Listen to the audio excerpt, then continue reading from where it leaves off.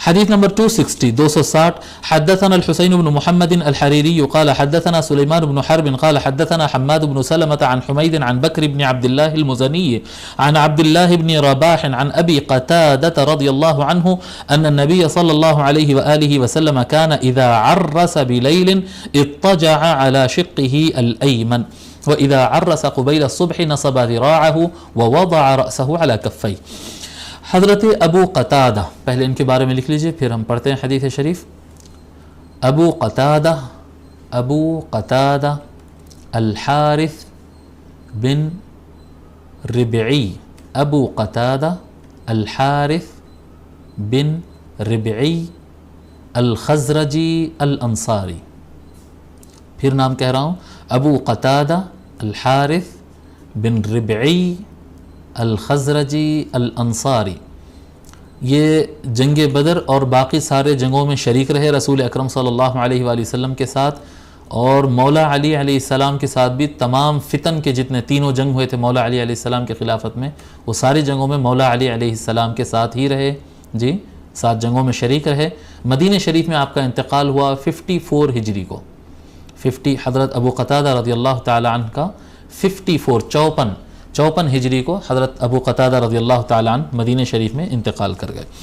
تو حضرت ابو قتادہ رضی اللہ تعالیٰ عنہ روایت فرماتے ہیں کہ نبی اکرم صلی اللہ علیہ وآلہ وسلم اگر رات گزارے، عرسہ کہتے ہیں سفر کے درمیان جب آدمی کہیں پر سفر کے لیے جا رہا ہو اور رات میں کہتے ہیں نا اب خیمے ڈال دو، اب ٹینٹ ڈال دو، آج اب رات ہم کو یہیں پر گزارنا ہے، تو اس کو عرسہ کہتے ہیں. اگر نبی اکرم صلی اللہ علیہ وآلہ وسلم اذا عرس بلیل اضطجع على شقه الایمن، اگر رسول اکرم صلی اللہ علیہ وآلہ وسلم رات کو اگر قافلہ روک دیے اور رات میں جو ہے اگر سونے کے لیے اور آرام کرنے کا ٹائم دے دیے، تو حضور صلی اللہ علیہ وآلہ وسلم اپنے رائٹ سائڈ لیٹ کر، پوری طریقے سے لیٹ کر رائٹ سائڈ پر آرام کرتے تھے اور سوتے تھے، آرام کرتے تھے اگر رات میں اگر رکنے کا پروگرام بنا لیے. وَإِذَا عَرَّسَ قُبَيْلَ الصُّبْحِ نَصَبَ ذِرَاعَهُ، اور اگر صبح سے تھوڑی دیر پہلے اگر انہوں نے آرام کرنے کے لیے قافلے کو روکنے کا آرڈر دیا. عرب میں آپ کہیں گے کہ بھئی پوری رات کیوں چلتے تھے؟ عرب میں ایک طریقہ تھا، عرب میں زیادہ تر سفر جو ہے رات کے وقت زیادہ سفر کرتے تھے. اگر کہیں پر جانا ہو تو نائٹ ٹائم میں جو ہے رات کے گھڑیوں میں جو ہے وہ زیادہ سے زیادہ سفر کرتے تھے. اور حضور صلی اللہ علیہ وآلہ وسلم فرماتے تھے کہ رات کے وقت سفر کرنے سے کیا کہتے ہیں مسافت کم ہو جاتی ہے. جی ایسا یعنی راستہ جلدی طے ہو جاتا ہے، اور یہ ہوتا ہے بالکل. یعنی ہمارا بھی اپنا تجربہ ہے کہ رات میں اگر ڈرائیو کرتے ہیں تو یوں لگتا ہے کہ دن کے مقابل میں ہم جلدی پہنچتے ہیں. اور دن میں پھر اپنے کھانے پینے کی ضرورتیں، رکنے کی ضرورتیں، دھوپ اور لوگ اور ٹریفک اور یہ سارے چیزیں بڑھ جاتے ہیں. رات کے سفر میں جو ہے راستہ جلدی طے ہو جاتا ہے. تو اگر نبی اکرم صلی اللہ علیہ وآلہ وسلم رات بھر اگر سواری کو چلاتے رہے اور صبح ہونے سے یعنی فجر سے تھوڑی دیر پہلے اگر کیا کہتے ہیں سفر کو روکنے کا حکم فرماتے تو نصب ذراعه ووضع رأسه على كفه، تو رسول اکرم صلی اللہ علیہ وآلہ وسلم لیٹ کر آرام نہیں کرتے تھے. جیسا ہم بتائے کہ رات کے ابتدائی حصے میں اگر روک لیے تو پورا لیٹ کر آرام لیتے تھے، بالکل جیسا سویا جاتا ہے. اور اگر صبح سے تھوڑی دیر پہلے، فجر سے تھوڑی دیر پہلے اگر قافلے کو روکے تو رسول اکرم صلی اللہ علیہ وآلہ وسلم بیٹھ جاتے اور اپنے ہاتھ کو کھڑا کرتے، ایسا اپنے ہاتھ کو ایسا کھڑا کر کے اپنا سر اس پر رکھ کے آرام کرتے ایسا. جی اس طرح سے آرام کر لیتے ہیں. یعنی باضابطہ لیٹ کر آرام نہیں کرتے، کیونکہ لیٹ کے آرام کرنے میں جو ہے پھر کیا کہتے ہیں جو تہجد پڑھنے والے لوگ ہوتے ہیں ان کی تہجد چھوٹ جاتی ہے، اور جو فجر پڑھنے والے لوگ ہوتے ہیں ان کی فجر چھوٹ جانے کا اور گہری نیند لگ جانے کا امکان ہے. تو اگر فجر کی نماز کے انتظار میں کوئی بیٹھے جی اور تھوڑا بہت آرام کرنا بھی، اب جیسے عام طور پہ رمضان میں، خاص طور پر رمضان میں اس کی بار بار ضرورت پڑتی ہے کہ بندے جو ہے اٹھتے ہیں اور سب تیاری وغیرہ کرتے ہیں اور سحری کر لیتے ہیں، سب کچھ ہو جاتا ہے.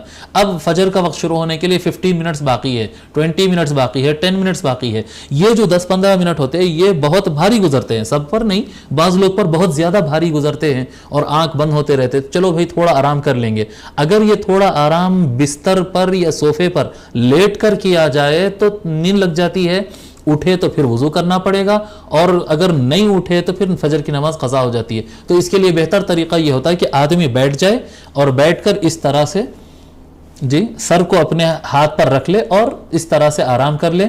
अगर इसमें मैं एक मसला बता दूं आपको, यानी फुकाहा इसमें बताते हैं कि अगर इस तरह से बैठने में अगर आदमी को थोड़ा सा नींद का झोंक भी अगर आ जाए और लाइट नींद ऐसा इस तरह से बैठकर जी कोई और चीज़ पर टेका ना हो, कोई और चीज़ पर, यानी आदमी पीछे टेका लगा हुआ हो या अपनी कुर्सियों के ऊपर टेका लगा हुआ हो, तो उसकी बात नहीं कर रहे हैं। अगर अपने हाथ पर इस तरह से टेक लगाकर अगर कोई आदमी बैठता हो आराम करते हुए और उसको थोड़ी सी अगर नींद भी लग जाती हो जी, ऐसी नींद जिसकी वजह से उसका झोंक ना निकले जी, ऐसी नींद जिसकी वजह से उसके झोंक ना निकले, तो वजू नहीं टूटता, इससे वजू नहीं जाता।